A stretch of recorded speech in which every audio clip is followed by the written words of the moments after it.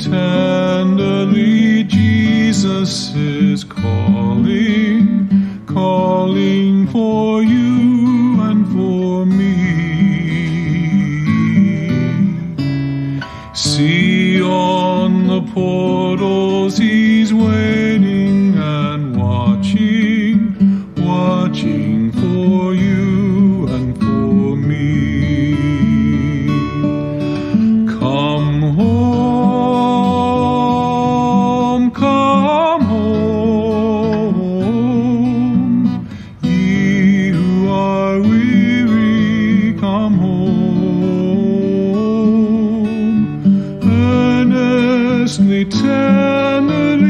Jesus is calling, calling, O sinner, come home.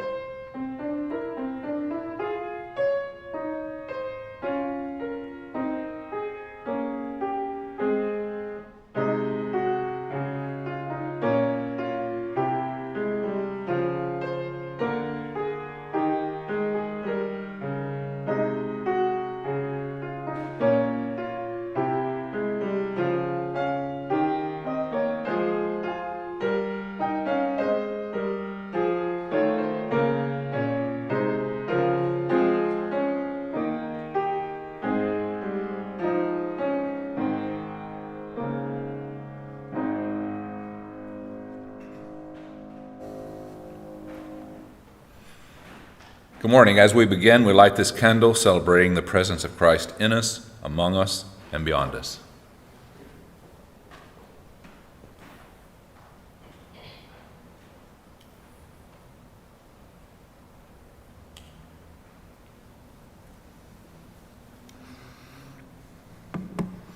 We welcome you today to worship at Central Baptist Church. We're so pleased that you've chosen to join in, to tune in, to sit back with your cup of coffee and enjoy worship with us today. We're glad that you have chosen to do so. You know, I've been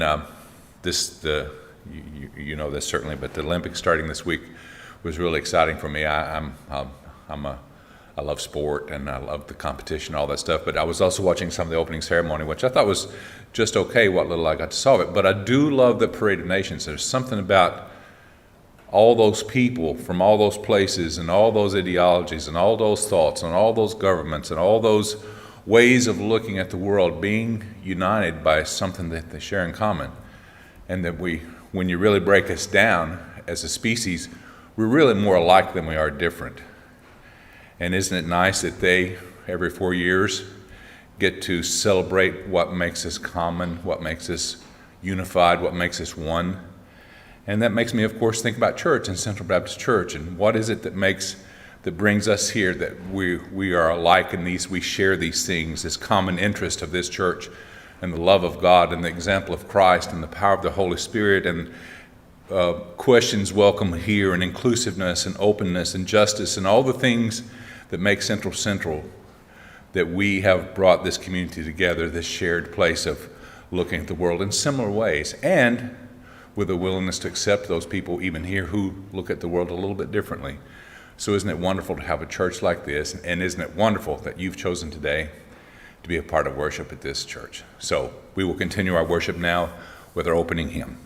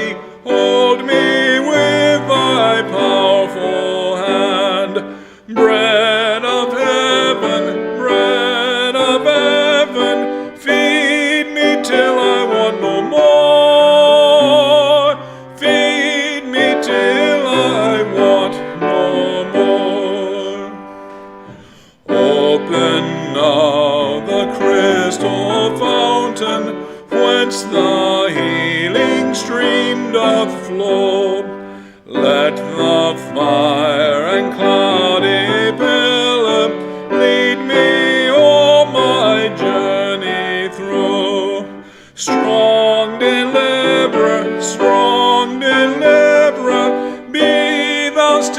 strength and shield. Be thou still my strength and shield. When I tread the verge of Jordan, mid my anxious fears subside, death of death and hell's destruction, land me safe on Canaan's side. Songs of praises, I will ever give to thee. I will ever give to thee. Now Bill Campbell will lead us in the call to worship. Please join me in the call to worship. God of light, you are near us. Help us see the next step. God of hope, you are with us. Help us feel your hand guiding us. God of mystery, you are beyond us. Help us rest in your loving kindness. God of justice, you surround us. Help us embody your compassion. Thank you, Bill, for leading us. Now, Central Family, it's time for us to share the peace of Christ with one another. This morning we have heard from already Mary, Catherine, and Bob Try, Greg and Sharon, Jane and Gerard, Dave Marie, Dave and Jan, good to see you, the Harts and Gwen, Mary Jo, Deborah Alexander, I hope you're back in the good old USA, even in a day we're remembering the competition worldwide. I know you've been traveling, welcome back. Liz McCubbin, Linda Bratton, Melissa Austin, Pete and Don, Jackson, Juliet. Juliet, where are you this morning, I'm wondering, if you're around the corner or a state away. Leanne and Sophie, April, good to see your whole family, I'm sure as well. Ann and Pat Ingram, David and Judy Hatch, Jackson Campbell, and they just keep coming in. I'm scrolling, I see more all of a sudden. Dara, and again Linda, Teresa and Tom, Kim, and Mary Ann. I believe that may be Dave and Mary Ann as well. We are so glad that you have joined us for worship this day. And also we send our greetings to those of you who are not participating in the chat, but offer the peace of Christ to you and also to those who may be listening sometime later this week. We are so thankful to be a part of this community of grace where you are completely and wholly welcome to join us and to join us next week as we are planning for the in-person opportunity to begin next Sunday on August the 1st. Also leading us in worship today is Christy Gabbard, our chair of deacons, and she will be leading us now.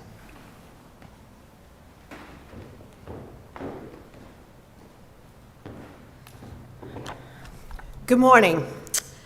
Our gospel reading today is from John chapter 6, verses 1 through 14. After this, Jesus went to the other side of the Sea of Galilee, also called the Sea of Tiberias. A large crowd kept following him because they saw the signs that he was doing for the sick. Jesus went up the mountain and sat down there with his disciples. Now the Passover, the festival of the Jews, was near. When he looked up and saw a large crowd coming toward him, Jesus said to Philip, "Where are we to buy bread for these people to eat?" He said this to test him, for he himself knew what he was going to do. Philip answered him, 6 months' wages would not buy enough bread for each of them to get a little. One of his disciples, Andrew, Simon Peter's brother, said to him, "There's a boy here who has 5 barley loaves and 2 fish, but what are they among so many people?" Jesus said, "Make the people sit down." Now there was a great deal of grass in the place, so they sat down, about 5,000 in all. Then Jesus took the loaves, and when he had given thanks, he distributed them to those who were seated. So also the fish, as much as they wanted. When they were satisfied, he told his disciples, "Gather up the fragments left over so that nothing may be lost. So they gathered them up, and from the fragments of the 5 barley loaves left by those who had eaten, they filled 12 baskets. When the people saw the sign that he had done, they began to say, "This is indeed the prophet who is to come into the world."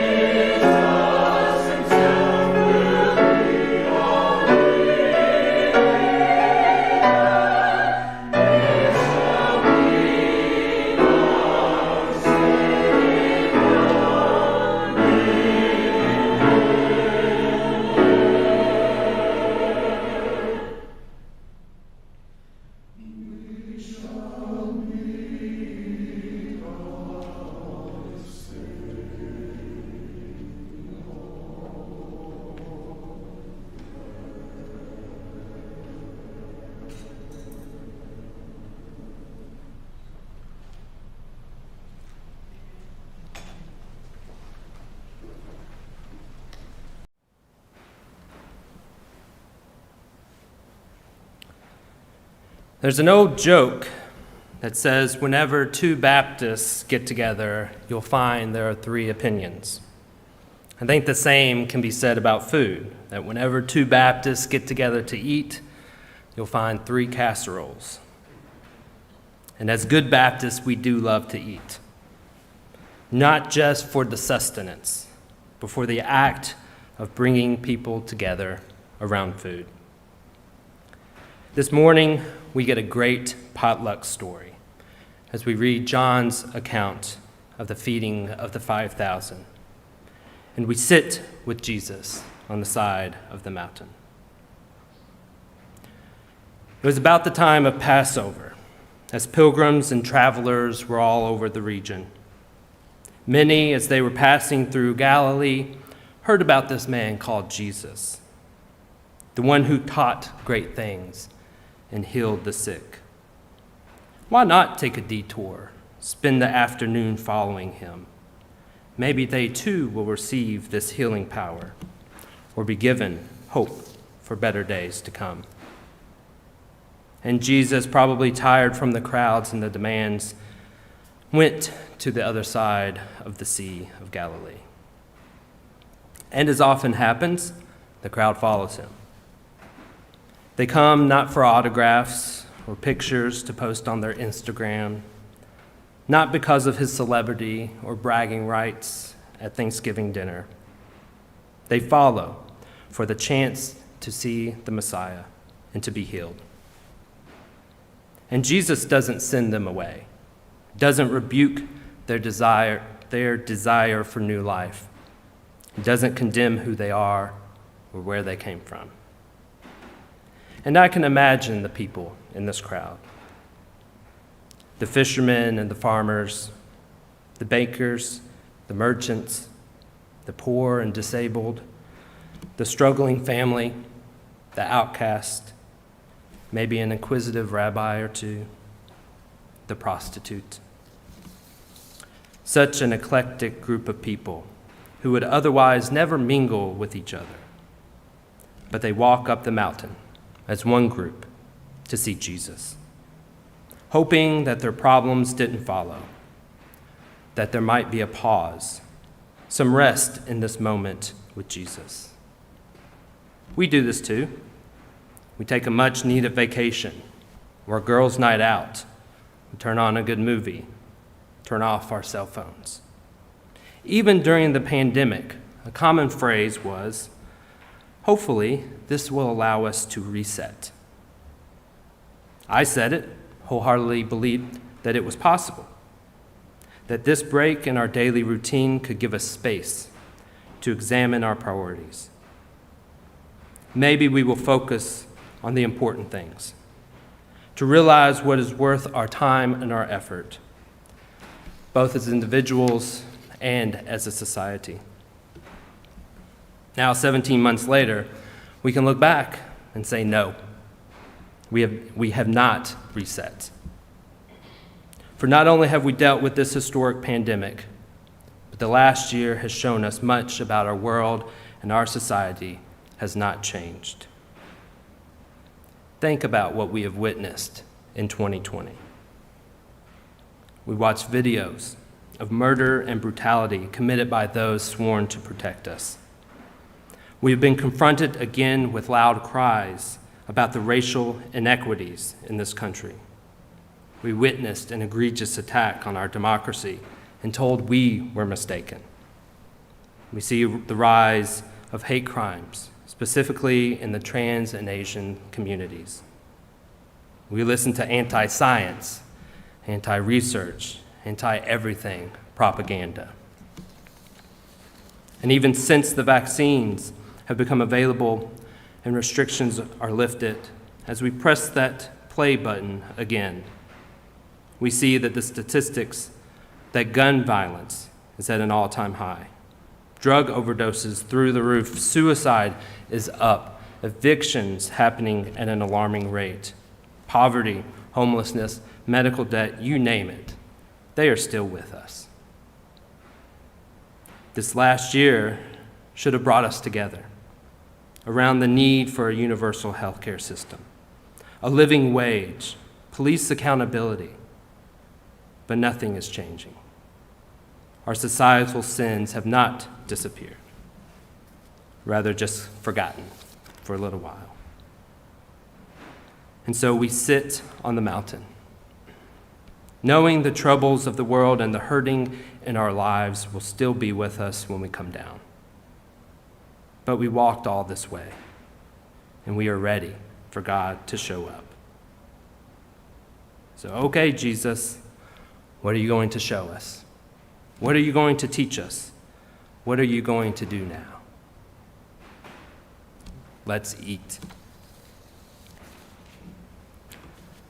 Jesus turns to Philip and asks, where can we buy food for all of these people? Now, as a reader, we know where this is going. And I feel so bad for Philip, singled out amongst the class for not doing his homework again. Of course, the answer is a resounding nowhere.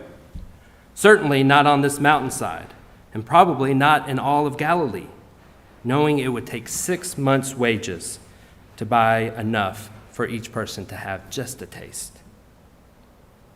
And enters a lowly boy, who, overhearing this back and forth between Jesus and Philip, speaks up and offers his 5 loaves and 2 fish.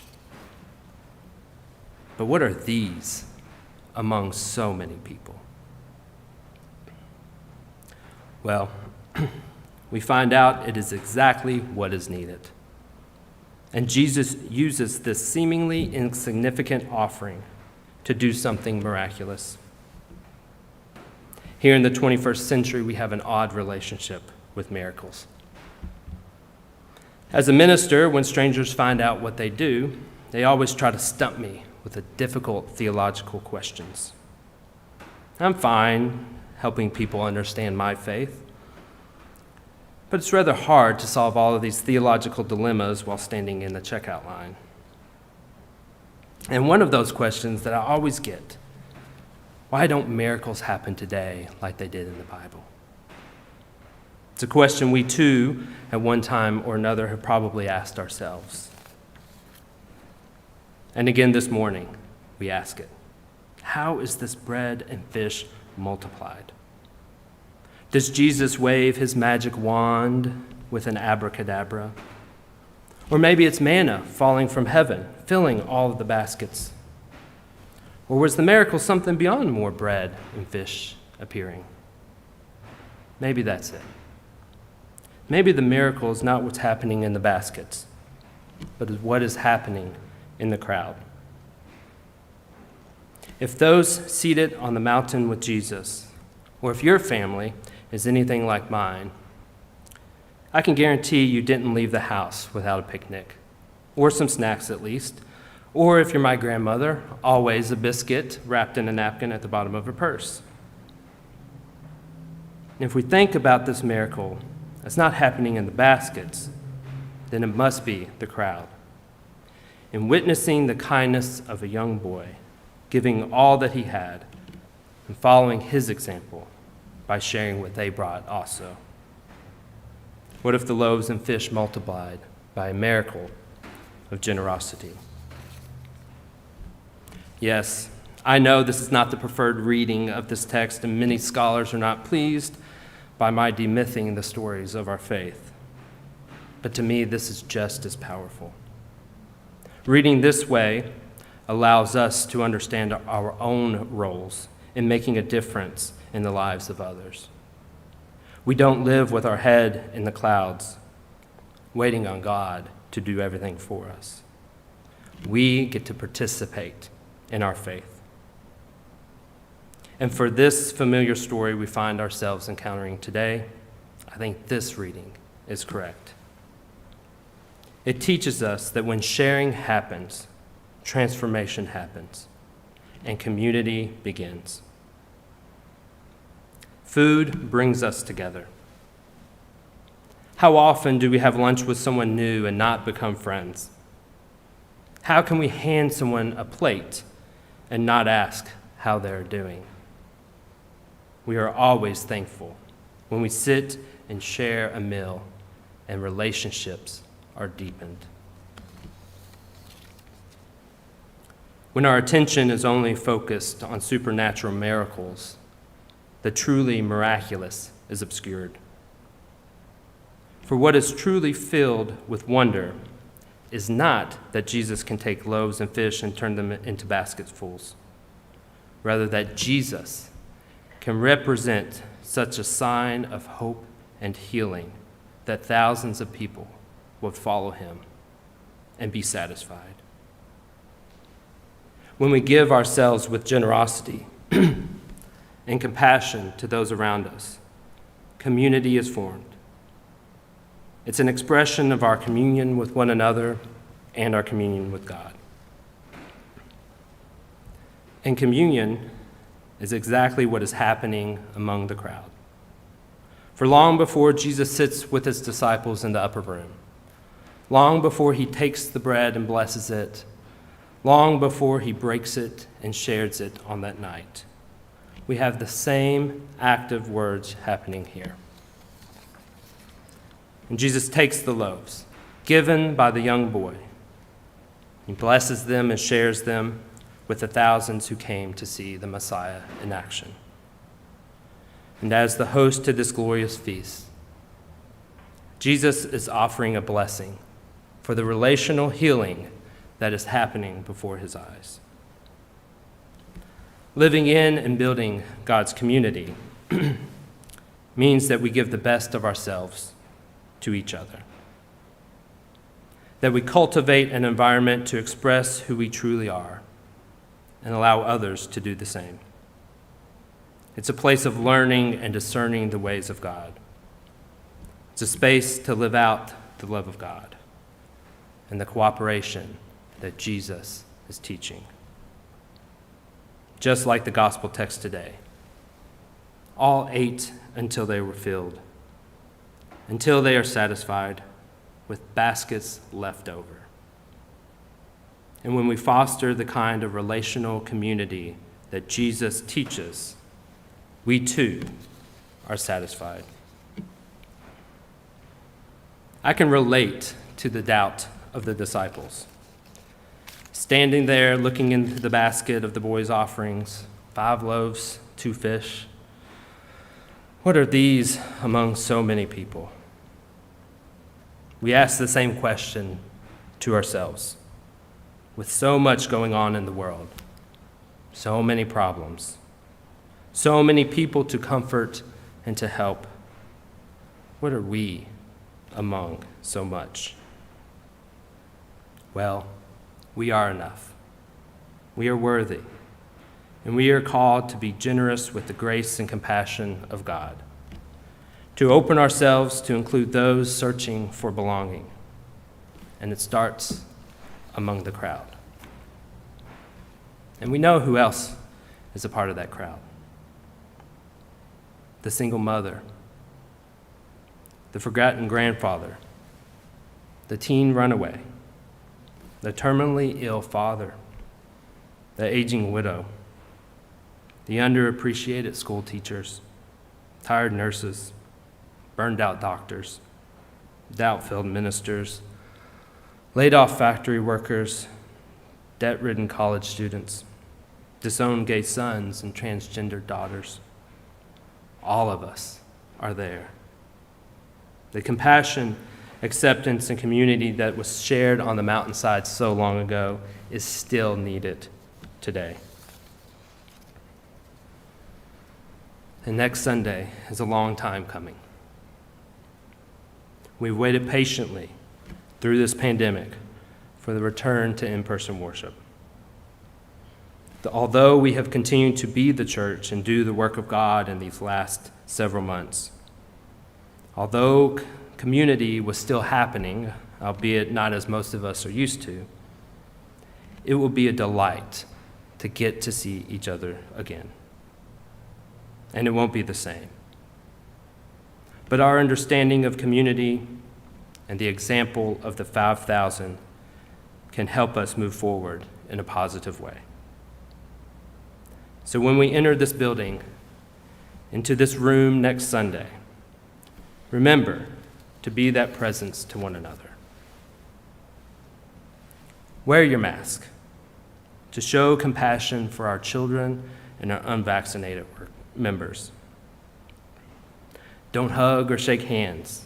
I know it's hard for some of you, but we want to respect boundaries and ease anxieties. Be gracious to our families with young children. They will have small ones with them, and noise and distractions will probably happen. Be understanding to our friends that decided not to show up on the first day back. Not everyone is at the same level of comfort. They are still valued and a vital part of this community. So let them know they are not forgotten. And be Central Baptist Church. Be the warm, welcoming people that God has called us to be. Say hello to new faces. Offer help to those struggling. Give attention to the whirlwind of emotions that we will all feel. And be the love of God to one another. When we gather again, as the multitude, you might not have loaves and fish, and please don't bring any. You might not feel like you have anything to offer, or you might think what you do have is not worth offering. But it is, because here lies the beauty of the story. We can always offer compassion and grace and respect and understanding and friendship and God's kind of love. And when we do that, Central Baptist Church, we will have baskets full.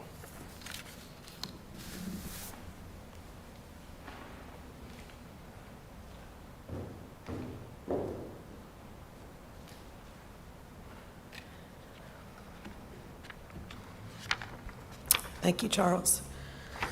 Excuse me, I seem to have a frog in my throat this morning.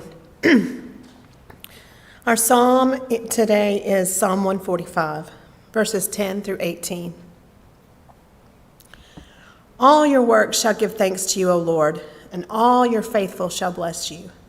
They shall speak of the glory of your kingdom and tell of your power to make known to all people your mighty deeds and the glorious splendor of your kingdom. Your kingdom is an everlasting kingdom, and your dominion endures throughout all generations. The Lord is faithful in all his words and gracious in all his deeds. The Lord upholds all who are falling and raises up all who are bowed down. The eyes of all look to you, and you give them their food in due season. You open your hand, satisfying the desire of every living thing. The Lord is just in all his ways and kind in all his doings. The Lord is near to all who call on him, to all who call on him in truth.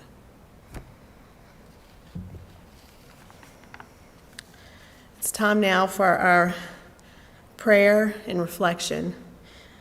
As you join me in prayer, I'm going to pause some as we go through, giving you some time to say your own prayers and to reflect. Please join me now in a time of prayer and reflection.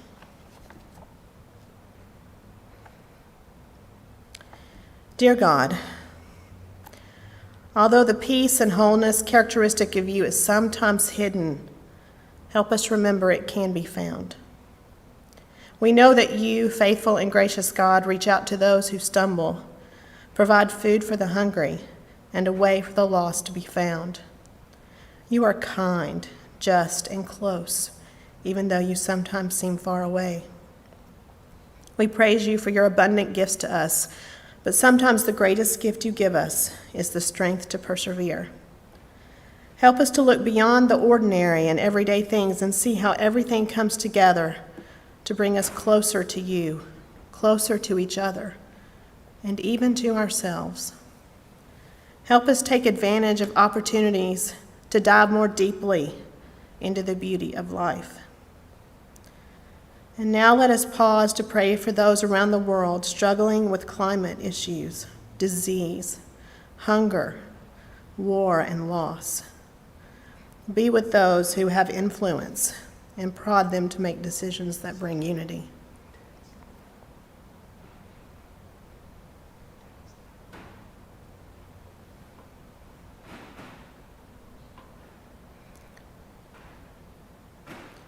Be with us in our own sphere of influence. As the world seems to grow smaller, everything that happens has an effect on our lives. In our own country, there are fires, floods, those who are sick or dealing with loss of many other kinds. Help us to be aware so that we can act when the time comes.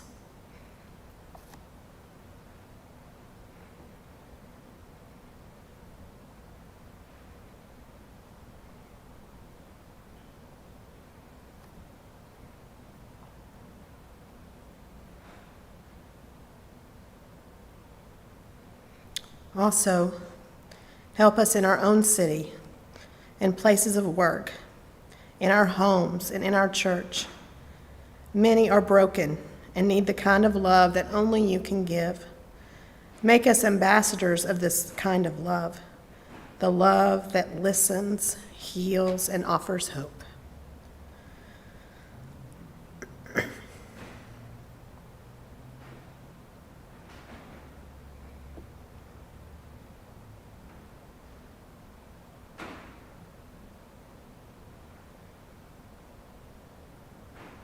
And finally, create in us your beauty. Help us celebrate one another's joys and victories. May we encourage each other and lift each other up. As we go, allow us to take a bit of the joy we find here and pass it on to those with whom we make contact. And create space for others to reach into our hearts and fill us with just what we need as well. In your name we pray. Amen.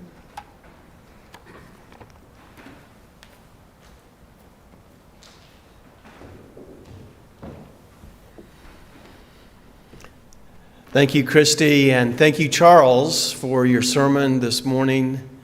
We were uplifted by your beautiful words and reminders. As you were preaching, I was thinking about the capacity of Jesus, who is able to minister as much without a building as he has used us with a building in ministry. For today completes our series from Raleigh, Aaron, and Charles on preparing ourselves for this journey, a process. Indeed, it is a process that will require us to be prepared physically, emotionally, spiritually, socially for returning to in-person worship next week. And I'm so thankful to be able to work with Raleigh, Charles, and Aaron for the way in which they bless my life. Their care for you and their love for this church is unparalleled. It's another reminder of the way God is working God's grace into our lives. So if you've missed their presentations, or if you're wise enough to go back and listen again to them, I encourage you to do so, because it's a big deal. Worship in public is always a big deal. Perhaps it always should have been so. And maybe over time we've taken it a bit for granted to be able to gather with those that we love, our family of faith, and to lift up our worship to God in the corporate togetherness that worship brings to us. For it's been 16 months, about twice the time it takes for a human child to develop before it is born, that we have not had this opportunity to be together in person for worship. And so it will be a big deal, as worship always should be. And we want you to be prepared, to be ready as you make your way back. And so I offer some practical instructions, some ways in which we hope to do this in this process of return, knowing it's not perfect yet and maybe never is, but we recognize there will need to be some necessary precautions that will help you feel safe and will help us each respect one another. So here they are. What you can be prepared for and anticipate if you choose to come back next week or the weeks following for in-person worship. First and foremost, as you've already heard from Charles, we are requiring the wearing of masks while you are indoors. The only exception will be for those who are speaking from this pulpit or on this dais, who will remove them while talking to you. Now, this precaution is for all of us, even if we have been fully vaccinated. The Delta variety and other emerging variants are still in play. Plus, our children under 12 have not been eligible to receive a vaccine, and we, their older role models, want to be good models for them. So thank you in advance for your cooperation in keeping us all safe and protected. And as you come inside, please keep your mask on. The service will be, of course, the 11 o'clock service where we will gather. There will be no other activities that will occur beforehand.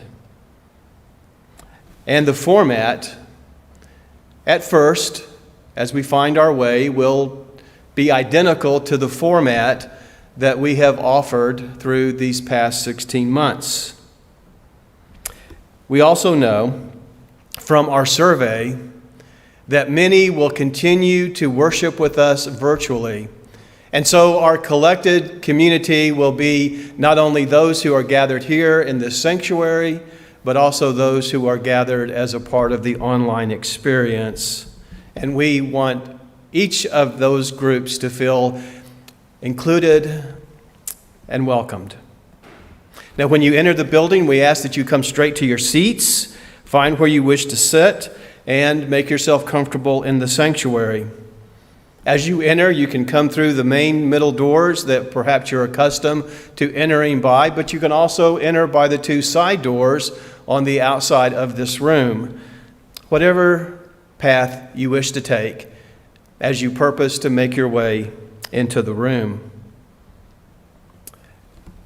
If you need a little more distance, there are also 3 other places where you can gather, a first come, first serve kind of experience. One will be the crying room here to my right, which will be open. If you wish to experience the worship and the protection of that room, you're welcome to do so. A second room will also be to my right, this small uplifted area across from the AV control room, and you're welcome to gather in there as well. And then the third area will be down as you enter the building to the right near the bathrooms and the meeting room. For there we will have the service with a live feed from this room for those that wish to still be in the building but gather with a little more distance. So there'll be those opportunities as well as coming here into the sanctuary. As you are gathered, please remember to observe social distancing, especially while you're inside. Now, during the service, we will pass the peace, but let me encourage you to know that it's fine and appropriate to wave and to nod as you pass the peace with one another. We will also still sing as a congregation, but we will sing with those masks on. There will be no bulletin, but our overhead screens behind me will help integrate the in-person worship experience with those who are virtually worshiping with us. In the foyer, you will notice offering donation stations. I mean, how can we have a Baptist gathering without passing the offering, right? We talked about fellowship, food, and offering, the Baptist trifecta. And so they'll be available for you, but as you gather, please try not to congregate while you're indoors. And then there will be the bathrooms open, but again, limited for occupancy. Just remember, stay within your family group while you're inside. And as the service completes, then exit again through one of these 3 doors that you came into the room and reserve your sharing, your visiting with others once you work your way outside. And do that in the parking lot or there in the outside of the church. We want you to have plenty of time to see each other, to share, but we also want to keep this situation that we are still negotiating as safe as possible for everyone who attends. So it's going to be different. It's not going to be exactly like it was before the pandemic began. And there will be some sorrow and loss that we must acknowledge as we gather back together. Even while we celebrate this journey that we've been on and the reality that we have made it this far already. So finally, I call us to the centrality, jewel, virtue of our faith. As Jesus taught us the two most important commandments, that our lives in faith are to love God with our whole selves. And then the second commandment, that we recognize that we must love our neighbors as much as we love ourselves. Thus, the great redemptive discovery in a community like this that holds to those truths so dearly and sincerely, that we come to worship, to love God with our whole selves, and we recognize that the best way that we can truly demonstrate that love we have for the God who has graced us, loved us, forgiven us, and redeemed us is the love that we offer to others to be more important than the love we have for ourselves. Central Baptist Church, you do that better than anyone I've ever witnessed. And it is this communal calling of reciprocal and mutual support that we find nobody gets left out when we don't think about ourselves as much. And we elevate the needs of our neighbor. And we will not do anything different than that, even in the challenge of the pandemic that is still finding its way through our nation. There's a great discovery in following these commandments. It is we find that somehow through that calling of love and mutual respect and care, that heaven comes and kisses earth. I have truly missed the way in which I've seen the power of Christ and the vision of love and the power of community that gathered itself week after week after week for all those many years prior to the last 16 months. And we will come back together in a process to begin again, to be born again, to allow God to teach us again, to know that God has been a part through grace of all of these things, and that God is still working in us and in our congregation for a future that we can only embrace by faith. So thank you, Central Baptist Church, as God will continue to richly bless all of us in heart, mind, body, and soul, as the Spirit continues to minister in all the many days ahead.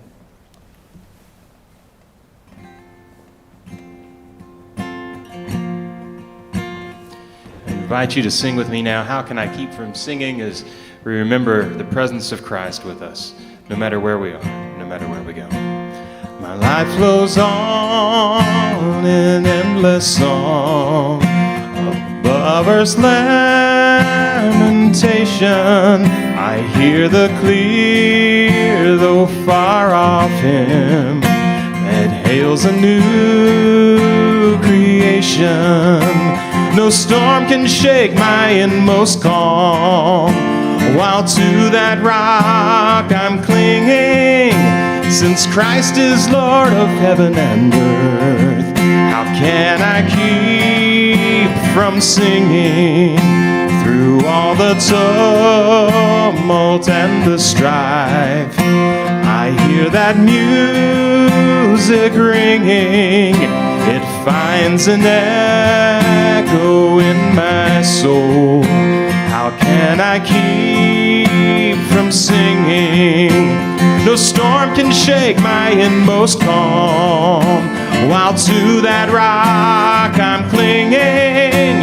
Since Christ is Lord of heaven and earth, how can I keep from singing?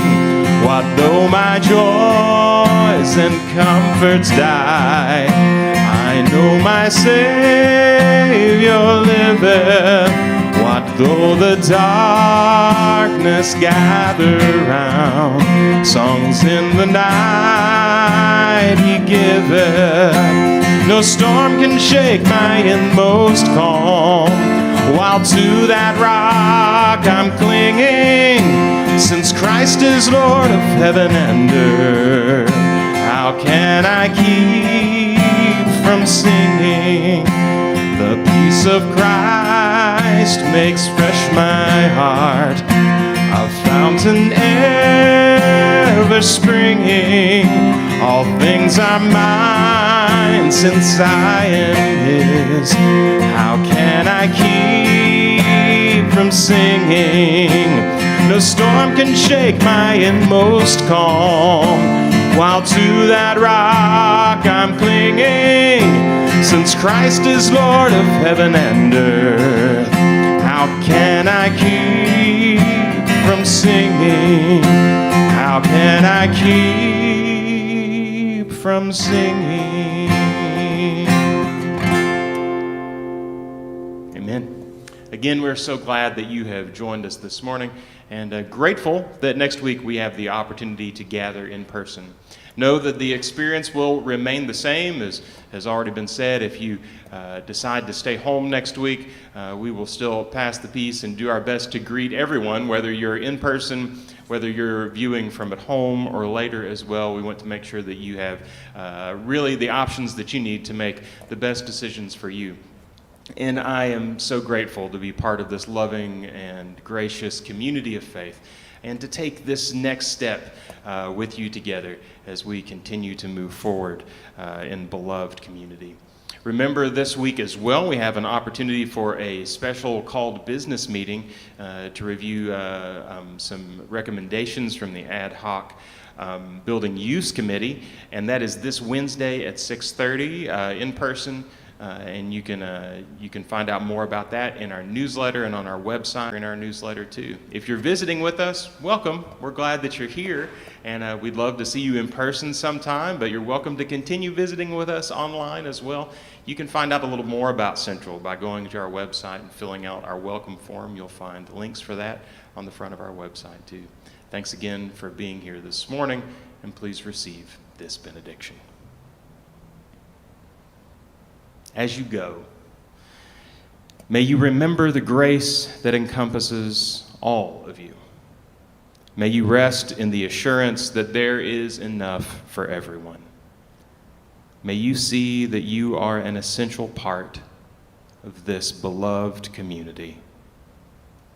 When you close your eyes, may the after image remind you of all those epiphanies, those bright spots, where the truth that you are loved and accepted set you free. And may you see heaven and earth superimpose until there is no distinction, and everyone is at home. Go in peace.